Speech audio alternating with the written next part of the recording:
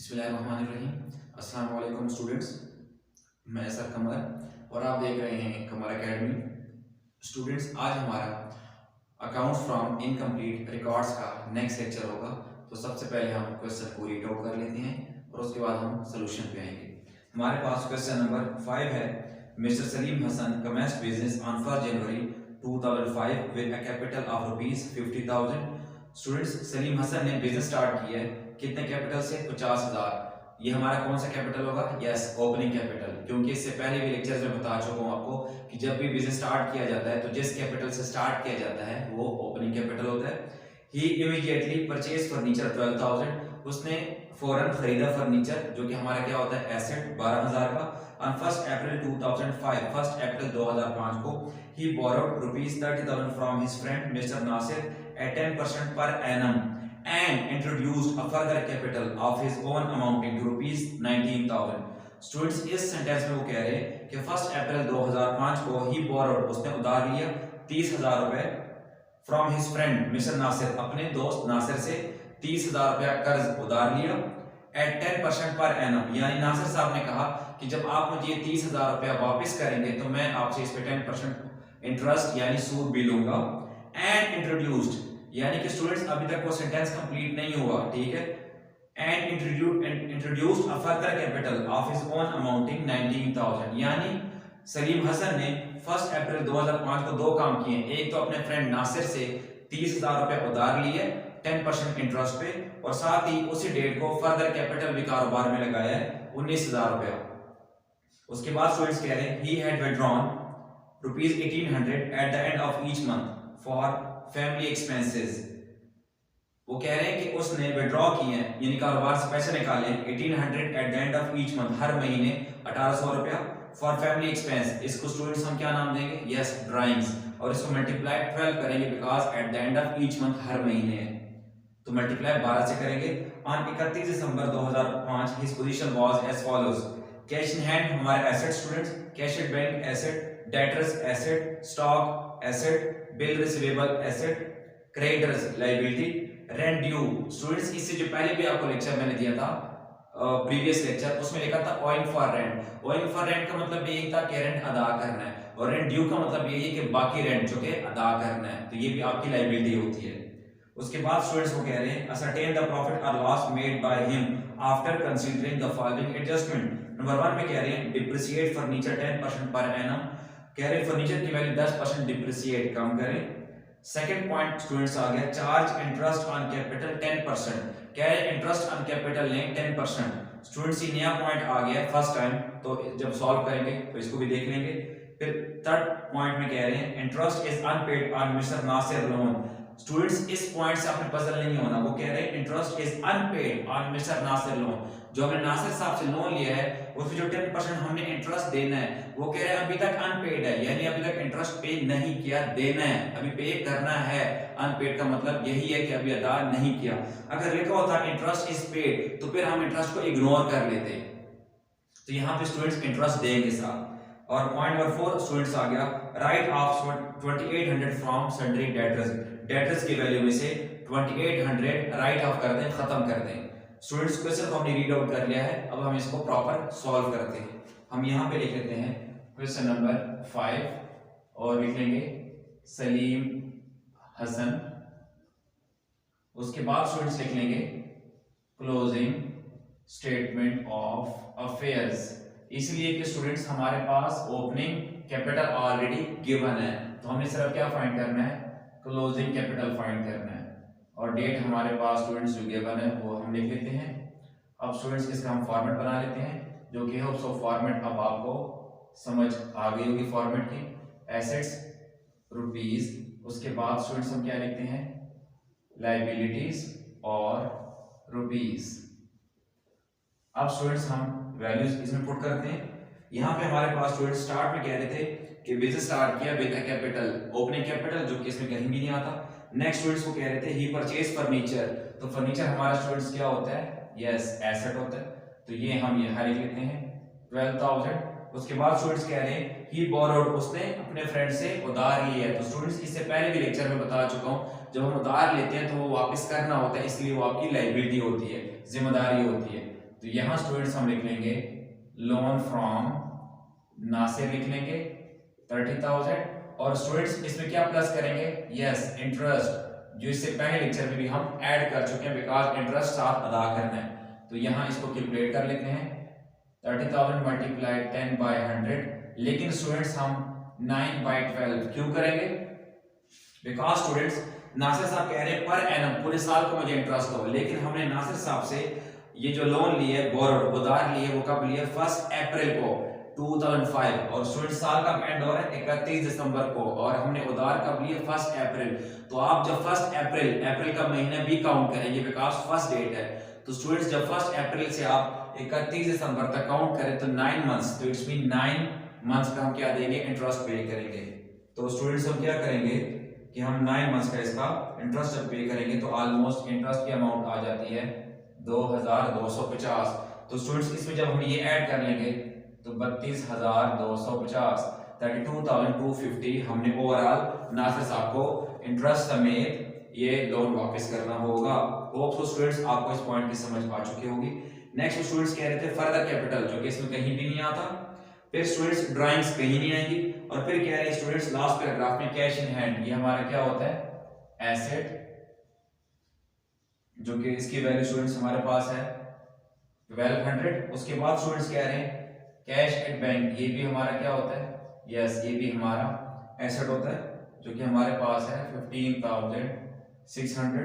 उसके बाद students debtors, ये हमारे क्या होते हैं एसेट्स जो कि हमारे पास हैं 28,800।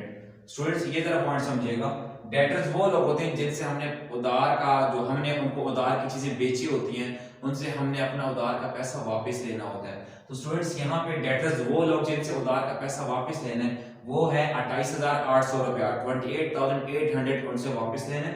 लेकिन स्टूडेंट्स इस क्वेश्चन में एक नया पॉइंट आ गया था, पॉइंट नंबर 4 जो कि कह रहे हैं right of 2800 from sundry debtors, जो आपके डेटर्स हैं उनमें से 2800 जो 2800 की अमाउंट है वो राइट ऑफ कर दें यानी खत्म कर दें। इन शॉर्ट स्टूडेंट्स हमने जिन लोगों से पैसा लेना है वो है 28,800 अमाउंट है, वो कह रहे हैं आपको इसमें 2800 नहीं मिलना उन लोगों से, राइट ऑफ का मतलब खत्म कर दें आपको नहीं मिलना।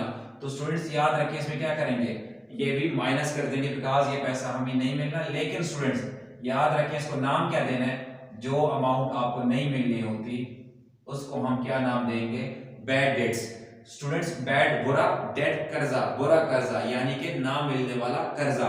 तो इसलिए स्टूडेंट्स जब डेटर्स में से माइनस करते हैं तो किस नाम से माइनस करते हैं बैड डेट्स।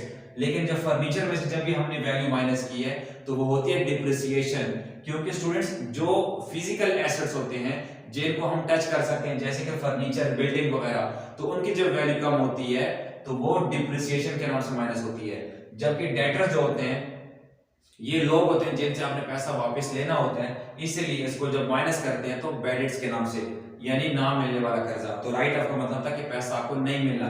तो स्टूडेंट्स इसमें जब ये माइनस कर देंगे तो ऑलमोस्ट 26,000 आपके पास ये वो अमाउंट है जो आपको मिल सकती है वापस उन लोगों से।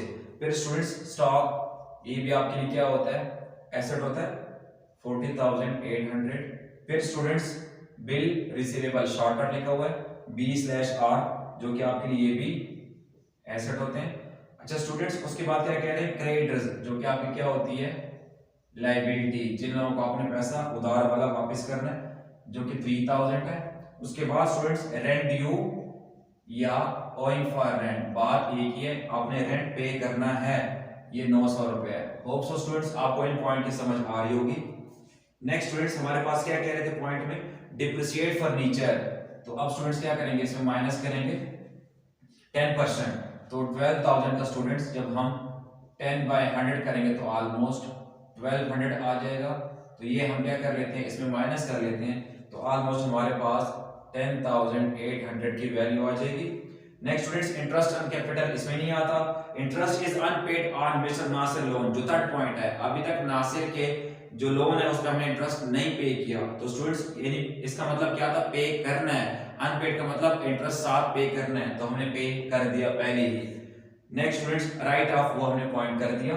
तो ये स्टूडेंट्स हमारे पॉइंट थे क्लोजिंग स्टेटमेंट ऑफ अफेयर्स के, बाकी जो पॉइंट है वो प्रॉफिट एंड लॉस स्टेटमेंट के होंगे। अब क्या करेंगे स्टूडेंट्स हम जो एसेट साइड है हमेशा आपकी बड़ी होती है, इनको हम ऐड कर लेते हैं। फिर इसमें जो लायबिलिटी वाली साइड होगी वो हम माइनस कर देंगे। तो हमारे पास स्टूडेंट्स जो एसेट साइड की वैल्यू ऑलमोस्ट आ रही है, ये आ रही है 1,04,000। तो स्टूडेंट्स ये वैल्यू इधर भी लिख लेंगे और इधर भी लिख लेंगे। अब क्या करेंगे स्टूडेंट्स, इसमें से ये तमाम लायबिलिटीज की जो वैल्यू है ये हम माइनस कर लेते हैं 3,000, फिर उसके बाद 900 और 32,250।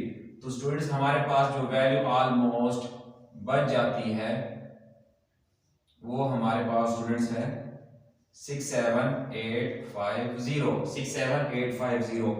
स्टूडेंट्स इसको हम क्या नाम देंगे, यस क्लोजिंग कैपिटल, जो कि हमने फाइंड करना था। अब स्टूडेंट्स हमारे पास नेक्स्ट कौन सी स्टेटमेंट होती है, yes statement of profit and loss. तो हम क्या लिख लेंगे, सलीम हसन, फिर लिख लेंगे statement of profit and loss. फिर स्टूडेंट्स हम क्या लिखते थे, for the year end date. Date students कौन सी रहेगी, यस यही क्लोजिंग डेट रहेगी। अब स्टूडेंट्स इसका फॉर्मेट हमारे पास क्या होता था, यहां लिखते थे डिटेल्स और फिर यहां हम क्या लिखते थे, रुपीस। ये हमारे पास स्टूडेंट्स फॉर्मेट था। अब स्टूडेंट्स इसमें सबसे पहले हम क्या लिखते हैं, हमेशा क्लोजिंग कैपिटल, जो कि हमारे पास स्टूडेंट्स कहां पे आ गया, यस ये हमारे पास क्लोजिंग कैपिटल की वैल्यू आ गई है, ये हम यहां लिख लेंगे। और फिर स्टूडेंट्स हम इसमें क्या ऐड करते थे, ड्राइंग्स, जो कि हमारे पास स्टूडेंट्स गिवन है इस क्वेश्चन में कि 1800 at the end of each month. तो हम यहाँ 1800 और मल्टीप्लाई क्या कर देंगे स्टूडेंट्स, इसको 12 से मल्टीप्लाई कर देंगे। रीजन इज कि यहाँ पे eight the end of each month कह रहे हैं, हर महीने। तो ये स्टूडेंट्स आ जाएगी 21,600। तो ये हम इसमें ऐड कर लेते हैं क्लोजिंग कैपिटल में। तो स्टूडेंट्स हमारे पास जो वैल्यू आ जाती है 89450। और स्टूडेंट्स इसको हम क्या नाम देंगे, एडजस्टेड कैपिटल, एडजस्टेड कैपिटल। फिर इसके बाद स्टूडेंट्स हम क्या माइनस करते हैं इसमें, एडजस्टेड कैपिटल में सबसे पहले हम क्या माइनस करते हैं, यस माइनस ओपनिंग कैपिटल, जो कि हमारे पास स्टूडेंट्स क्वेश्चन में गिवन है 50,000। और उसके बाद स्टूडेंट्स हम क्या माइनस करते हैं, फ्रेश या फर्दर कैपिटल या एडिशनल कैपिटल, जो कि स्टूडेंट्स हमारे पास गिवन है 19,000। लेकिन स्टूडेंट्स यहां अब एक नया पॉइंट आ गया, याद रखें इस क्वेश्चन में ये किसी भी सिंगल एंट्री, जो ये जो सिंगल एंट्री सिस्टम है, इसका एक और नाम इस चैप्टर का, इसमें यहाँ एडजस्टेड कैपिटल में हमेशा तीन चीजें माइनस होती हैं, एक ओपनिंग कैपिटल, एक फ्रेश कैपिटल और एक यहाँ एक नया पॉइंट होता है minus interest on capital, interest on capital. लेकिन स्टूडेंट्स इससे पहले जो हमने लेक्चर किए हैं उसमें ये इंटरेस्ट ऑन कैपिटल का पॉइंट नहीं आया, इसलिए मैंने आपको वहां बताया भी नहीं। अब इस क्वेश्चन में आ गए तो मैं आपको साथ साथ बता रहा हूं कि स्टूडेंट्स जब भी इंटरेस्ट ऑन कैपिटल का पॉइंट गिवन होगा, आपने ओपनिंग और फ्रेश कैपिटल की तरह इंटरेस्ट ऑन कैपिटल को भी यहाँ पे एडजस्टेड कैपिटल में से क्या करना होता है, माइनस करना होता है। अब स्टूडेंट्स अगर आप क्वेश्चन में देखें तो सेकंड लास्ट पॉइंट में कह रहे हैं, जो सेकंड पॉइंट है एडजस्टमेंट में, चार्ज इंटरेस्ट ऑन कैपिटल 10%, यानी जो इंटरेस्ट ऑन कैपिटल है ये कितने परसेंट है, 10%। यानी स्टूडेंट्स इसकी वैल्यू हमारे पास नहीं बताई, बस सिर्फ वो ये कह रहे हैं कि 10% है। तो याद रखिए स्टूडेंट्स कि इंटरेस्ट ऑन कैपिटल के अगर आपके पास अमाउंट ना हो तो आपने ये कहां से निकालनी होती है। स्टूडेंट्स आपको मैं शॉर्टकट ट्रिक बता रहा हूं, एडजस्टेड कैपिटल में तीन चीजें माइनस हो रही है, ओपनिंग कैपिटल, फ्रेश कैपिटल और इंटरेस्ट ऑन कैपिटल। ओपनिंग और फ्रेश की अमाउंट गिवन है, इंटरेस्ट की नहीं है, वो हमेशा परसेंटेज में अगर है तो। अगर तो students interest on capital amount में, फिर तो सीधा सीधा बाहर निकलेंगे, ये माइनस कर देंगे। लेकिन स्टूडेंट्स अगर इंटरेस्ट ऑन कैपिटल परसेंटेज में हो तो फिर अमाउंट कैसे आती है, तो इसके लिए शॉर्टकट ट्रिक याद कर लिए स्टूडेंट्स कि इंटरेस्ट ऑन कैपिटल जो परसेंटेज होती है ये हमेशा ओपनिंग और फ्रेश, यानी O फॉर ओपनिंग कैपिटल और F फॉर फ्रेश, यानी स्टूडेंट्स इंटरेस्ट ऑन कैपिटल की जो अमाउंट होती है वो हमेशा हमने ऑफ पे लेनी होती है। ये ऑफ आपके लिए शॉर्टकट ट्रिक बता रहा हूं। तो आप क्या करेंगे स्टूडेंट्स, यहाँ वर्किंग 1 लिख दें, ये आपके लिए एक अच्छा प्रश्न पड़ेगा, लिख लेंगे इंटरेस्ट ऑन कैपिटल, ये as a working interest on capital. तो स्टूडेंट्स जो 10% है वो हम किस पे लेंगे, ओपनिंग पर भी और फ्रेश पर भी। अगर स्टूडेंट्स याद रखें क्वेश्चन में ओपनिंग कैपिटल और फ्रेश दोनों में से अगर कोई एक गिवन ना हो तो जो गिवन होगा फिर उस पे इंटरेस्ट लेते हैं, अदरवाइज अगर दोनों हो तो दोनों पे लेते हैं। तो स्टूडेंट्स हमारे पास ओपनिंग कैपिटल कितना है 50,000 मल्टीप्लाई इसका 10/100, क्योंकि स्टूडेंट्स ये पूरे साल के लिए होता है because 1 January opening capital start से ही था। तो स्टूडेंट्स क्या करेंगे साथ प्लस फ्रेश कैपिटल। अब इसकी अमाउंट पे हमें इंटरेस्ट लेना है, ये है स्टूडेंट्स 19,000 मल्टीप्लाई 10/100। लेकिन स्टूडेंट्स याद रखिएगा इसका मैंने 9/12 क्यों किया, याद रखिए स्टूडेंट्स कि जो फ्रेश कैपिटल है और जो लोन था नासिर से, ये दोनों अगर आप क्वेश्चन में देखें 1 अप्रैल 2005 को उसने लोन लिया था नासिर से और साथ ही जो फ्रेश कैपिटल ये भी कारोबार में लगाया था, यानी दोनों की डेट एक ही थी। इसीलिए जिस तरह यहाँ इंटरेस्ट का 9/12 किया तो यहाँ पे भी 9/12 करेंगे बिकॉज दोनों की डेट सेम थी। तो इसलिए स्टूडेंट्स हमने इसका भी क्या किया 9/12 किया। होप सो आपको इस पॉइंट की समझ आ गई होगी। तो स्टूडेंट्स 9 मंथ्स का जो इसका इंटरेस्ट आया वो आया 1425। ये स्टूडेंट्स मैंने क्या लिखा प्लस यस। तो ओपनिंग और फ्रेश पे इंटरेस्ट लेने के बाद जो अमाउंट आ जाएगी उन दोनों को आप ऐड कर देंगे तो ये हमारे पास स्टूडेंट्स जो वैल्यू आ गई ये आ गई इंटरेस्ट ऑन कैपिटल की, जो कि हम यहाँ लिख लेंगे। अब क्या करेंगे स्टूडेंट्स कि यहाँ हम लाइन लगा लेंगे। जो हमारे पास एडजस्टेड कैपिटल की वैल्यू आ चुकी है, अब उसमें देखें 1 2 3 ये तीनों वैल्यू हमने माइनस करनी है। किसमें 89,450 में से हम माइनस करेंगे 50,000 ओपनिंग कैपिटल, 19,000 फ्रेश कैपिटल और 6425 इंटरेस्ट ऑन कैपिटल। तो स्टूडेंट्स हमारे पास जो आंसर आ जाएगा वो है 14025। और स्टूडेंट्स ये हमारे पास पॉजिटिव आंसर है यानी माइनस में नहीं आया, तो इट्स मीन ये प्रॉफिट हुआ है। तो इसको हम क्या नाम देंगे नेट प्रॉफिट।